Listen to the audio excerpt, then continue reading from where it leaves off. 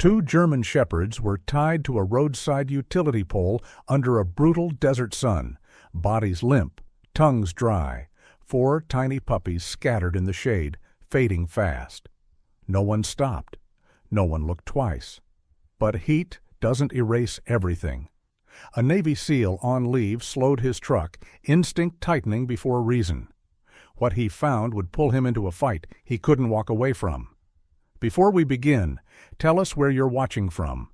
And if this story moves you, subscribe for more stories of courage, loyalty, and lives saved. Red Willow Crossing sat on the edge of the Arizona desert, like a place the world had nearly forgotten. A handful of low buildings clung to the highway, their faded signs bleached pale by decades of sun. At midday, the town seemed to hold its breath. Heat shimmered above the asphalt, bending the air until the road ahead looked liquid, unreal. Even the wind had given up. It was the kind of noon where shadows shrank beneath objects, offering no real shelter, and the silence felt heavy enough to press against the chest. Lucas Merrick drove with one hand on the wheel, the other resting loosely near the open window. Hot air poured into the cab of his pickup, thick and dry, carrying the faint smell of dust and scorched earth. He was 28, broad-shouldered, lean, his body shaped by years of relentless training rather than comfort. His short dark hair was cropped close, practical, and his face carried the calm restraint of someone used to watching the world without reacting to it too quickly. There was nothing flashy about him, no uniform, no insignia, just a worn t-shirt, dusty jeans, and boots scuffed by hard ground. He looked like any other man passing through, which was exactly how he preferred it. The road outside town stretched empty in both directions. Lucas had no real destination, only motion. He was on leave, officially, though the word felt hollow. Leaving one place had never meant arriving somewhere else for him. It usually just meant driving until the noise inside his head softened enough to tolerate. That was when he saw the shape beside the road. At first, his mind tried to dismiss it, scrap metal maybe, or a toppled sign, but instinct tightened in his chest before logic could catch up. Lucas eased off the gas. The shape didn't move. He slowed further, eyes narrowing, and then he saw fur. Dark, matted, too still. He pulled onto the gravel shoulder and cut the engine. The heat hit him the moment he stepped out, like opening an oven door. It wrapped around his body, stealing moisture from his skin in seconds. A wooden utility pole stood a few yards from the road, its surface cracked and splintered from age. Tied to it, back to back on opposite sides, were two German shepherds. Both were down. Their bodies lay twisted at the base of the pole, thick ropes cutting into their fur and skin. Their tongues lolled from open mouths, dry and dark. Their chests rose, but barely. Shallow, uneven breaths that spoke of exhaustion pushed far past its limit. The sun beat down on their black and tan coats, trapping heat against them with no escape. Lucas moved without thinking. He dropped to his knees beside the nearest dog, fingers already checking the rope. It was tight, knotted deliberately, not something done in haste. He pulled his knife free and cut through the fibers in one clean motion. The dog didn't react, not even a flinch. Then he saw them. Four small bodies lay scattered in the narrow ring of shade cast by the pole. Puppies. German shepherds, no more than a few weeks old. Their fur was dusty and thin, ribs faintly visible beneath their skin. One lay on its side, chest barely moving. Another was stretched out flat, legs splayed awkwardly, mouth open as if frozen mid-cry. The ground beneath them was hot enough to burn bare skin. "Damn it," Lucas muttered, his voice rough. He stripped off his shirt and spread it on the ground, gently lifting the closest puppy and placing it on the fabric. The pup was scorching to the touch. Lucas could feel the heat radiating from its small body, unnatural and dangerous. He reached into his truck, grabbed his water jug, and poured a careful stream over his hands before wetting the puppy's paws and belly, slow and controlled. Shock came easy in heat like this. Too much water too fast could kill them as surely as the sun. He worked methodically, moving from one puppy to the next, keeping his own breathing steady.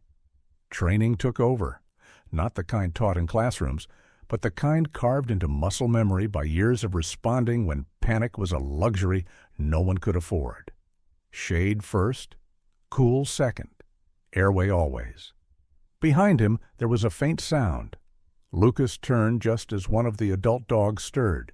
The German shepherd nearest the road dragged itself upright with a low, strained sound, halfway between a whine and a growl.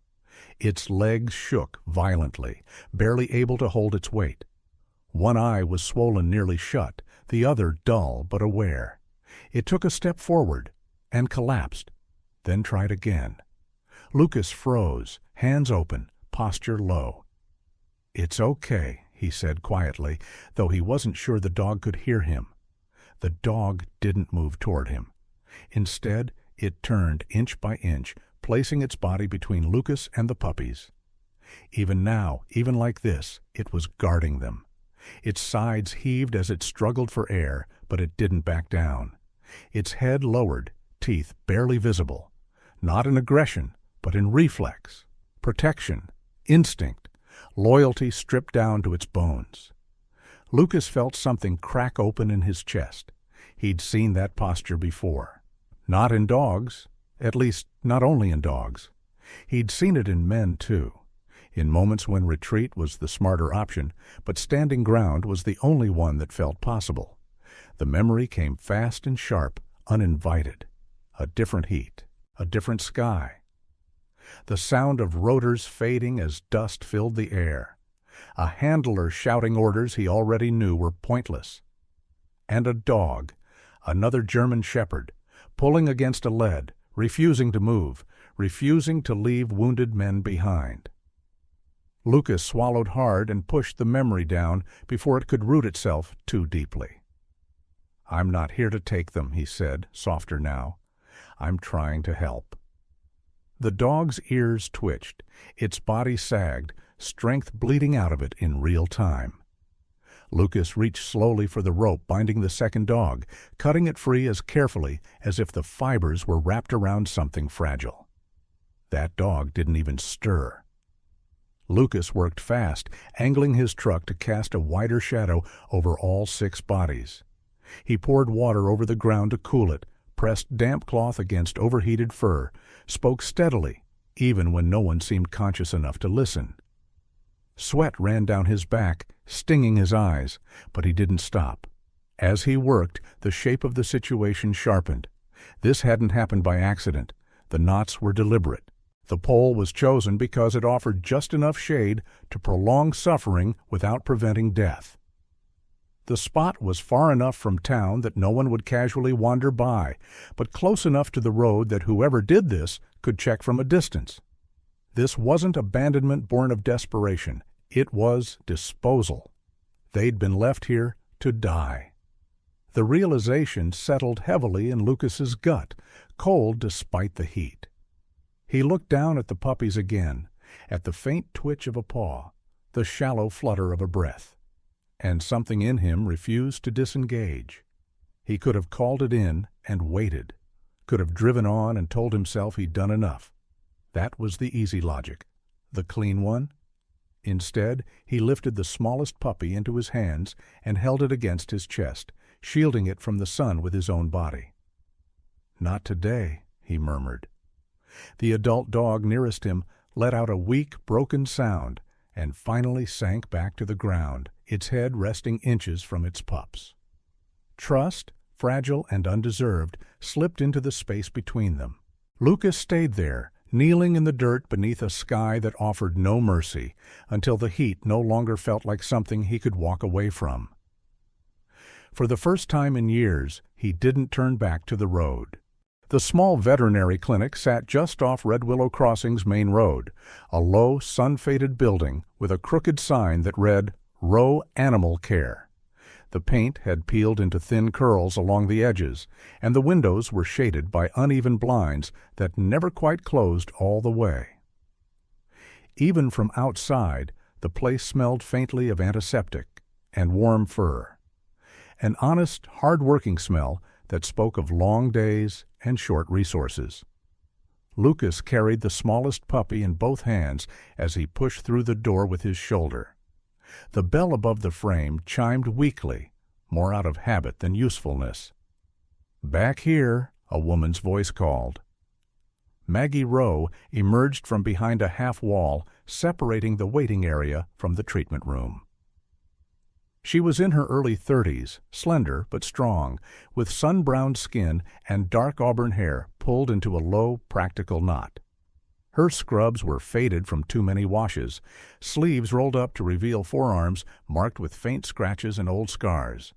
Her eyes, sharp, observant, a calm hazel, took in the scene instantly. Lucas's tight grip, the puppy's limp body, the way the man's jaw was set as if bracing for impact. "What happened?" she asked, already moving. "Heat," Lucas said. "And worse." She didn't waste time asking for details. Maggie cleared the metal table with one sweep of her arm and reached for a thermometer and IV kit. Her movements were quick but steady, the kind that came from repetition rather than panic. "Set him down," she said, slowly. Lucas obeyed, easing the puppy onto the cool surface. Maggie pressed her fingers to the small chest, then frowned slightly. "Severely dehydrated," she murmured. "All of them?" "6," Lucas replied. "2 adults, tied up." That made her look up. "Tied?" He nodded once. "Utility pole, middle of nowhere." Something shifted in her expression, not surprise but recognition. Maggie turned back to her work, lips pressed thin. "Bring the others in," she said. "One at a time." The clinic filled quickly. The 2 adult German shepherds were laid out on thick blankets along the floor, their sides rising shallowly as cool air from a rattling fan washed over them. The remaining puppies were placed together, close enough to share warmth once the worst of the heat had passed. Maggie worked from one animal to the next, calling out instructions without looking up. Lucas followed them instinctively, handing her supplies, holding still limbs, keeping the dog shaded with his own body when needed. For a while, neither of them spoke beyond what the moment demanded.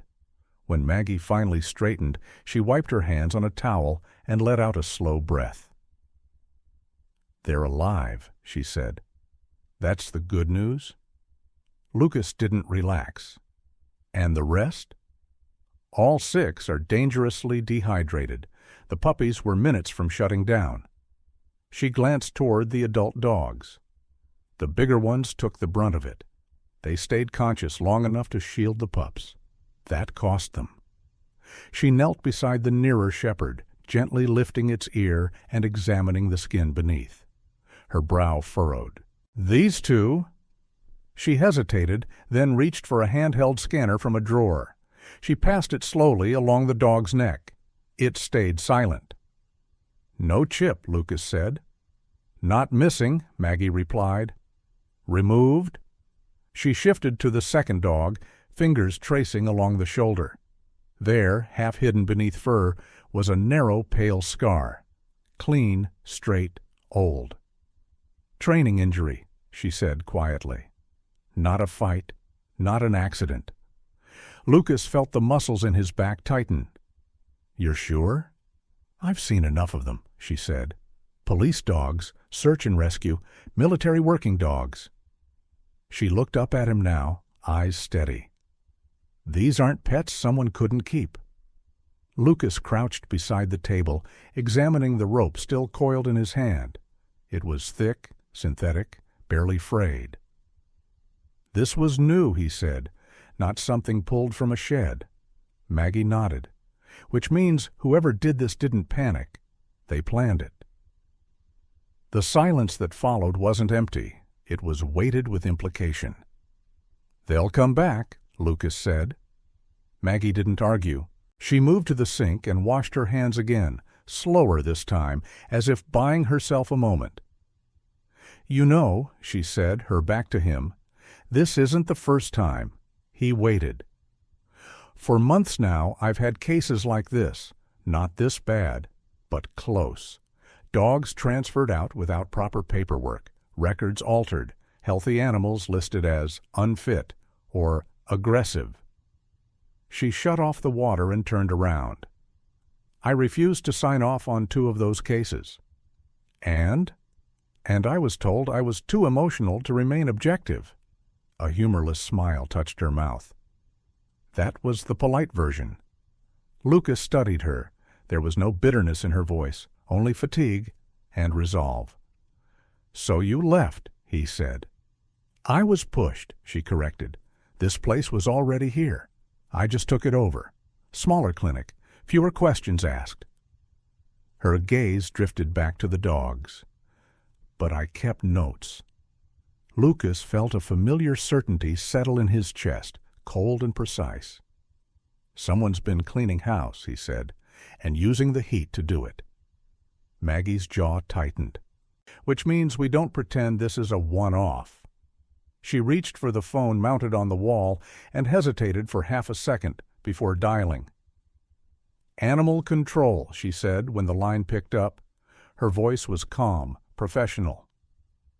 "This is Maggie Rowe, Red Willow Crossing. I need to report 6 animals recovered under suspicious circumstances. Severe neglect, possible illegal disposal." She listened, then continued. "Yes, I've stabilized them. No, this wasn't abandonment.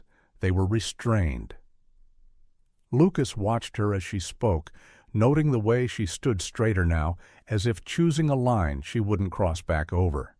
She made a second call after that, this one to the county sheriff's office. She explained again, carefully, laying out the facts without speculation. "They may return," she said into the receiver. "I'm notifying you now, so this doesn't become a recovery after the fact." When she hung up, she exhaled slowly. "They won't be fast," she said, "but they'll be aware." "That's enough," Lucas replied. Maggie looked at him. Really looked this time. The worn boots, the controlled stillness, the way his attention never strayed far from the dogs. "You're not local," she said. "No? And you're not walking away." He shook his head once. "Not this time." Outside, the afternoon sun pressed down just as hard as it had before. Inside the clinic, 6 living creatures breathed, unevenly, weakly, but still breathing. Maggie pulled a chair closer to the nearest dog and sat. "Then," she said, "we'll be ready." Morning arrived quietly in Red Willow Crossing, but the heat was already rising. By the time the sun cleared the low desert hills, the air had turned thick and sharp, carrying the promise of another brutal day. Inside the small clinic, the fan rattled as it pushed warm air across the room, stirring the smell of antiseptic and dust. Lucas was awake before the dogs stirred. He sat on the floor near the blankets, back against the wall, boots still on. He hadn't slept much.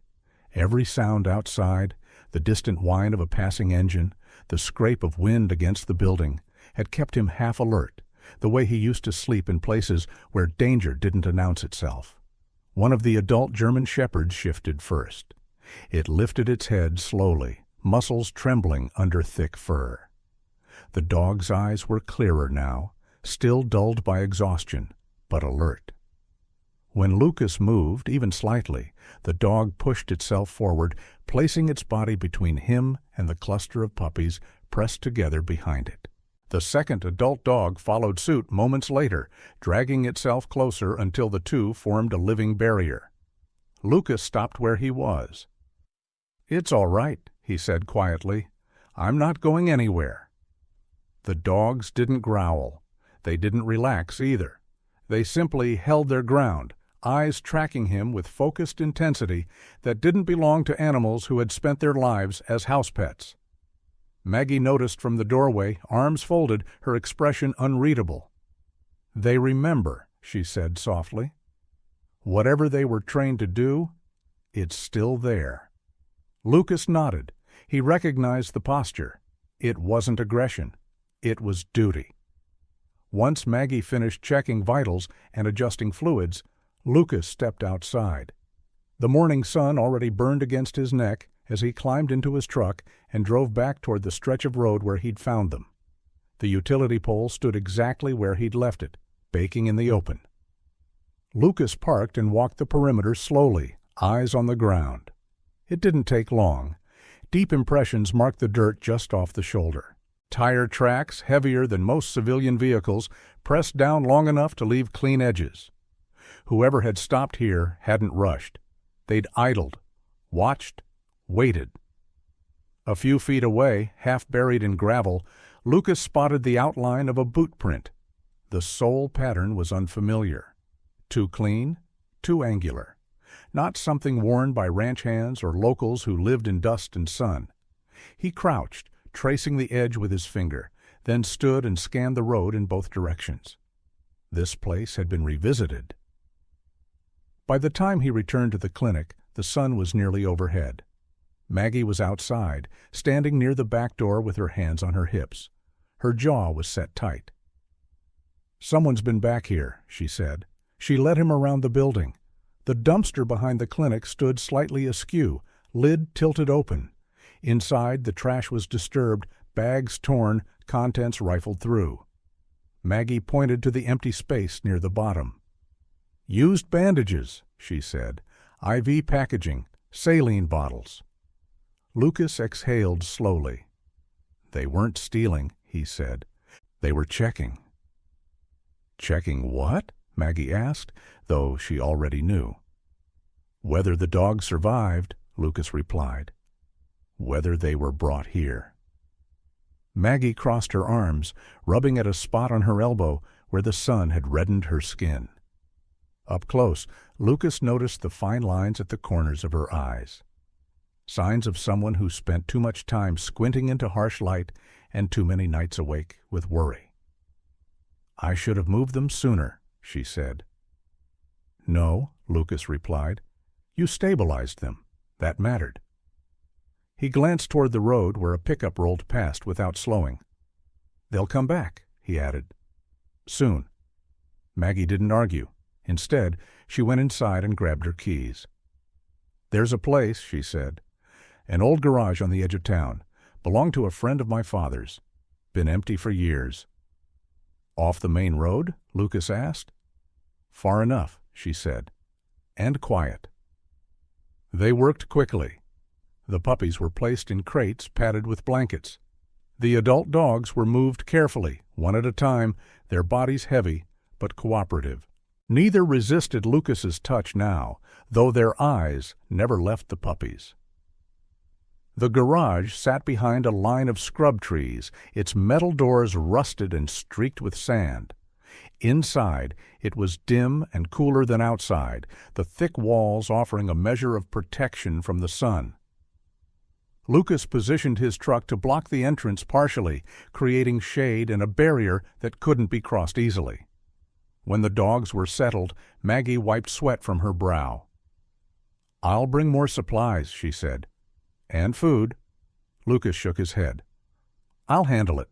You stay visible." She frowned. "Visible?" "If they're watching," he said, "let them think nothing's changed." Maggie studied him for a long moment. There was something in his voice, calm, controlled, that told her he wasn't improvising. "All right," she said, "but I'm calling the sheriff again." "Good," Lucas replied. Sheriff Ben Caldwell answered on the third ring. He was a broad man in his early 50s, with a weathered face and a mustache that had gone mostly gray. Lucas could hear the skepticism in his voice soften as he spoke. "They've been back," Lucas said, "checking the clinic, tire tracks at the site. I don't think they're done." Caldwell sighed. "I'll put a unit on standby. Animal Control's already flagged the case." "Today," Lucas said, "not later." There was a pause. "All right," Caldwell replied. "If they show, call immediately." Lucas ended the call and leaned against the truck, eyes scanning the road beyond the trees. He thought about leaving. How easy it would be to hand this off and disappear again. The idea didn't sit the way it once had. Inside the garage, one of the puppies let out a faint sound, barely more than a breath. One of the adult dogs shifted closer, resting its chin near the small body, eyes never closing. Lucas watched them through the open door. He wasn't just passing through anymore. He stayed. The heat had softened slightly as the sun dipped west, but the air around the garage still felt thick, unmoving. Dust hung in the light like a veil. The rusted structure sat quiet behind the scrub trees, its wide metal doors half-shadowed, half-exposed, as if the place itself couldn't decide whether to hide or be seen. Lucas stood just inside the open doorway, eyes on the road beyond the brush. He hadn't moved far all afternoon. The stillness pressed against his nerves, the kind that came before something broke loose. Behind him, Maggie crouched near the crates, adjusting a blanket over the puppies. Her movements were careful, deliberate, but her shoulders were tight, her head lifting every time an engine passed in the distance. Then a truck slowed. The sound was unmistakable. Heavy tires crunching gravel, an engine that didn't belong to anyone running errands. Lucas stepped forward, shifting his weight so his body blocked the entrance completely. The truck rolled into view, sun-bleached white, with a dented front fender and darkened windows. It stopped short of the garage, engine still running. A moment passed. Then the driver's door opened. 2 men stepped out. The first was tall and wiry, with a shaved head and a sleeveless shirt that showed arms roped with muscle and old tattoos. His posture carried impatience, the restless confidence of someone used to taking what he wanted. The second was broader, heavier through the chest, with a short beard and eyes that never stopped moving. He wore work boots and gloves despite the heat, his expression flat, unreadable. The taller man smiled faintly. "There you are," he said. "We're here for our property." Lucas didn't move. "You're not taking anything," he replied. The second man glanced past him, eyes flicking to the crates inside. One of the puppies shifted, letting out a small sound.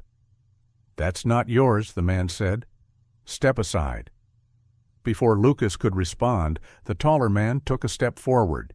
Maggie rose behind Lucas, fear flashing across her face. "Stay back," Lucas said without looking at her. The second man moved suddenly, trying to slip past on the right. Lucas reacted instantly, shoving Maggie backward with one arm while swinging his body sideways to block the opening. His boot scraped metal as he planted himself squarely in the doorway. The man reached for a crate. Lucas grabbed him. The impact was hard, bodies slamming together in the narrow space. Lucas drove his shoulder into the man's chest, forcing him back against the wall.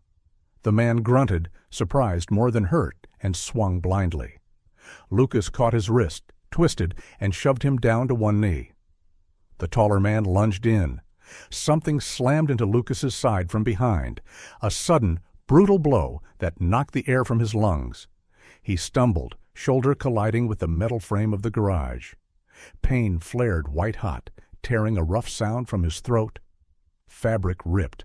Warm blood spread beneath his shirt. He didn't stay down. Lucas pushed off the wall, breath burning, and turned back just as the second man came at him again. Lucas ducked, wrapped an arm around the man's torso, and drove him backward into the workbench. Tools clattered to the floor. Behind them, one of the adult German shepherds struggled to its feet. The dog's legs shook violently, muscles refusing to cooperate, but it forced itself upright, placing its body between the men and the crates. A low warning sound rumbled from its chest, weak but unyielding. The taller man cursed. "Damn mutt!" He raised his foot. Lucas surged forward, slamming into him before the kick could land. They went down hard, rolling across the concrete. The man fought viciously, elbows and fists flying, but Lucas held on, using his weight, his leverage, keeping the man pinned inside the garage. Pain throbbed through his shoulder with every movement. His vision narrowed, focus sharpening despite it. He could hear Maggie shouting, her voice tight with panic. The second man scrambled to his feet and lunged again, but the shepherd let out a sharp bark and snapped forward, teeth flashing inches from the man's arm. The effort was too much. The dog collapsed, body hitting the floor with a dull thud. For a split second, everything froze. Maggie screamed the dog's name, rushing toward it. Lucas felt something cold twist in his chest. Sirens cut through the air. Not distant. Close. The sound shattered the moment. Both men stiffened. The taller one twisted beneath Lucas, trying to break free. "Get off me!" he shouted. Lucas tightened his grip, ignoring the fire in his shoulder. Outside, tires screeched. Doors slammed. "Sheriff's Department," a voice bellowed. "On the ground! Now!" Red and blue light spilled across the concrete, flashing against rusted metal and dust. Deputies flooded the space, weapons raised but controlled, their movements crisp. The fight ended as quickly as it had begun. The men were hauled to their feet, hands wrenched behind their backs, metal cuffs snapping shut. They shouted protests that went unheard. The truck was surrounded, doors flung open, its interior searched. Maggie knelt beside the fallen shepherd, hands shaking as she checked its breathing. "It's alive," she said, voice breaking. "Just exhausted." An animal control officer approached. A middle-aged woman with graying hair pulled into a tight ponytail, her uniform dark with sweat. Her expression was all business, but her eyes softened as she took in the scene. "We'll take it from here," she said gently. "You did the right thing calling." Lucas leaned against the wall, breathing hard. A deputy stepped closer, concern etched across his face. "You all right?" the man asked. Lucas nodded once. "Yeah?" The deputy glanced at the blood soaking through Lucas's shirt. "Doesn't look like it." Lucas waved him off. The crates were opened, the puppies checked and lifted carefully into clean carriers. The adult dogs were placed on stretchers, IV lines already being prepared. As the truck was towed away and the men led off, the garage seemed to empty all at once, the tension bleeding out with them. Maggie stood beside Lucas, her face pale, eyes shining. "You stayed," she said quietly. Lucas looked at the dogs, at the place where they had almost been taken. "Someone had to," he replied. The sun slipped lower, casting long shadows across the dirt. For the first time that day, the air felt lighter. The days that followed settled into a different kind of heat, still relentless, still dry, but no longer suffocating. The desert around Red Willow Crossing remained unchanged, sun pressing down on scrub and sand, yet the small town moved with a renewed sense of purpose. Doors opened earlier, conversations lingered longer. People noticed things. The investigation moved quietly at first, then with growing certainty. Deputy reports stacked on Sheriff Ben Caldwell's desk, each one filling gaps that had been ignored for too long. Caldwell, a broad man with weathered skin and tired eyes, carried himself with the steady patience of someone who had spent decades listening more than speaking. He didn't rush conclusions. He read every line, compared every timestamp, and followed each thread to its end. The two German shepherds were identified within days, their records traced back to a private contracting facility several counties over, one that handled working dogs for security details and specialized operations. Both dogs had completed advanced obedience and protection training. Both had been cleared medically, and both had been listed as non-viable in paperwork filed shortly before they vanished. The signatures didn't match. Animal Control brought the findings to Maggie first. The officer assigned to the case, a woman named Rachel Ortega, had sharp features softened by kindness and a voice that rarely rose above calm. She wore her uniform like she meant to be taken seriously, boots dusty, sleeves rolled high. When she spoke, she chose her words carefully. "They were written off," Rachel said, resting the file on the clinic counter. "Illegally. Someone decided it was cheaper to make them disappear than to retire them properly." Maggie closed her eyes for a moment, then nodded. "And the puppies?" she asked. Rachel flipped the page. Same network, different layer. They were being moved fast, sold under the table before anyone asked questions. Maggie looked through the open door toward the makeshift recovery area. The two adult shepherds lay stretched out on cooling mats, their coats brushed clean now, their breathing steady. One lifted its head slightly when Maggie glanced over, eyes calm and watchful. "They survived," Maggie said quietly. Rachel smiled. "Because you didn't look away." The town council meeting took place a week later in a modest hall with folding chairs and a flickering ceiling fan that barely kept up with the heat. Maggie stood near the front, hands clasped, her posture straight despite the knot in her stomach. She wore a simple button-down shirt and jeans, hair pulled back neatly, the faint scars on her forearms visible without apology. When the vote passed, it was unanimous. Red Willow Haven was approved that afternoon, not a grand facility, not a polished one, just a small rescue and rehabilitation center, licensed to house and rehome animals displaced by neglect or abuse. Maggie accepted the paperwork with steady hands, her expression composed, but her eyes shone with something close to disbelief. Outside, Lucas leaned against his truck, watching from a distance. His shoulder had healed enough to stop aching constantly, though the bruise still colored his skin in shades of yellow and purple. He wore the same boots, the same quiet expression. He hadn't left.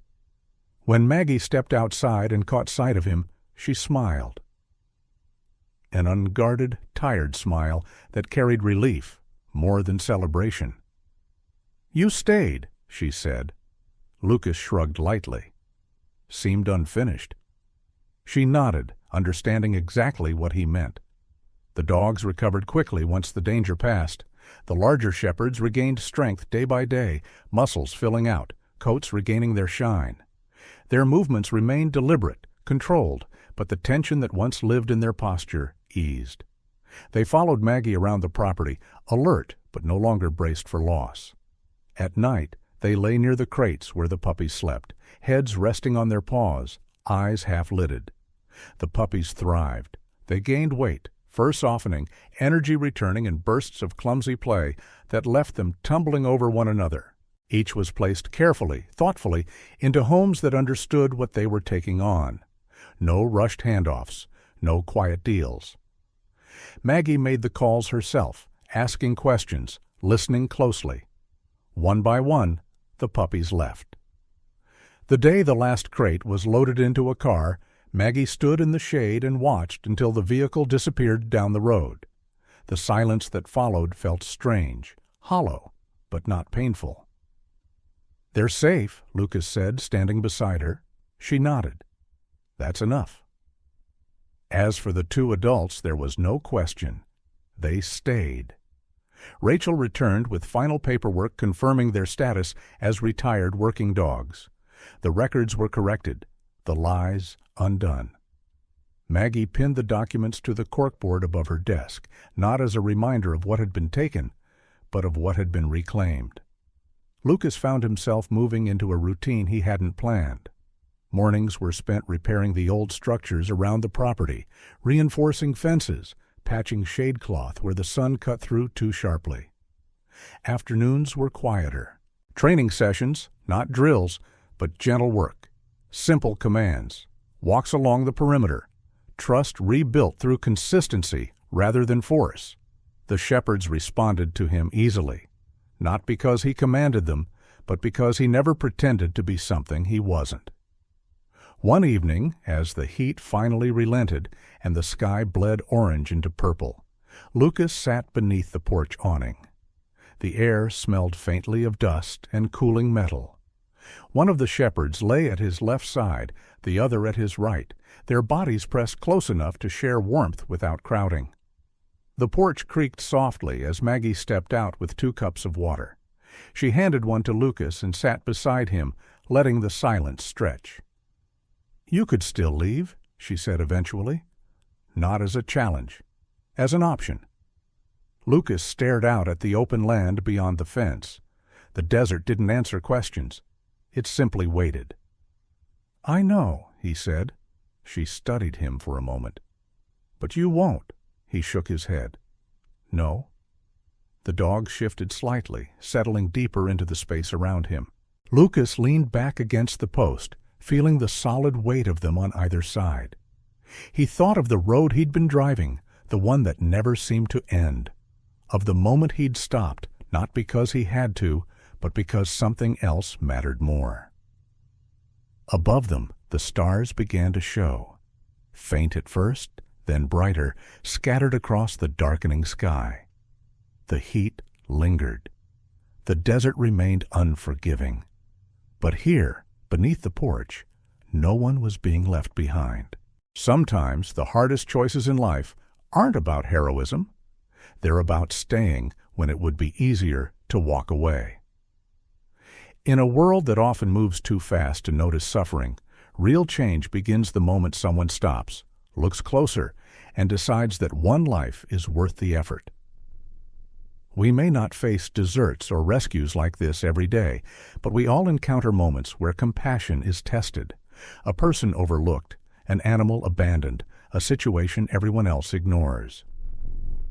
What we choose to do in those moments defines who we are, far more than any title or past achievement. If this story moved you, take a moment to share it with someone who believes that kindness still matters. Let us know in the comments what part of the story stayed with you the most, or if you've ever had a moment where you chose not to walk away. And if you believe that no life should ever be left behind, subscribe to the channel for more stories about courage, responsibility, and the quiet strength it takes to stand and stay.